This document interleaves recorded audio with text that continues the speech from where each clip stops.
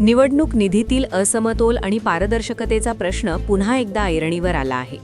Association for democratic रिफॉर्म्सच्या ताज्या अहवालानुसार आर्थिक वर्ष 2024-25 मध्ये निवडणूक विश्वस्त संस्थांमार्फत वितरित झालेल्या निधीपैकी तब्बल 82.52% वाटा भारतीय जनता पक्षाला मिळाला.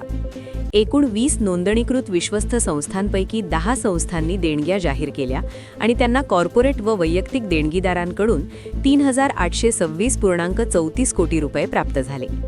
नियमांनुसार किमान 95% रक्कम त्याच वर्षात पक्षांना देणे बंधनकारक असताना वितरणात स्पष्ट तफावत दिसते.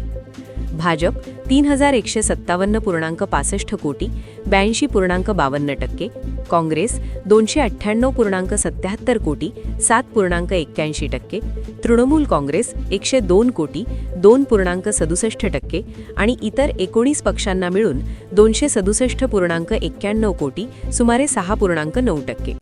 ही आकडेवारी केवळ आर्थिक बळाचे चित्रण करत नाही, तर निवडणूक स्पर्धेतील समतोलाबद्दलही प्रश्न उपस्थित करते.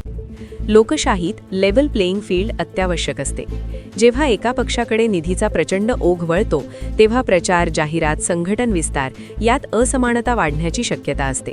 यासोबतच काही विश्वस्त संस्थांनी अहवाल उशिरा सादर केल्याची बाब पारदर्शकतेवर छाया टाकते. कॉर्पोरेट देणग्यांचा वाढता प्रभाव धोरण निर्मितीवर परिणाम करतो का, हा प्रश्नही अनुत्तरित राहतो. म्हणूनच राजकीय निधी उघड, वेळेवर आणि विस्तारानं जाहीर करणे ही केवळ कायदेशीर नव्हे, तर नैतिक जबाबदारी आहे. निवडणूक आयोगाने अधिक कडक अंमलबजावणी करणे, अहवाल न सादर करणाऱ्यांवर दंडात्मक कारवाई करणे आणि देणगीदारांची माहिती सहज उपलब्ध करणे गरजेचे आहे.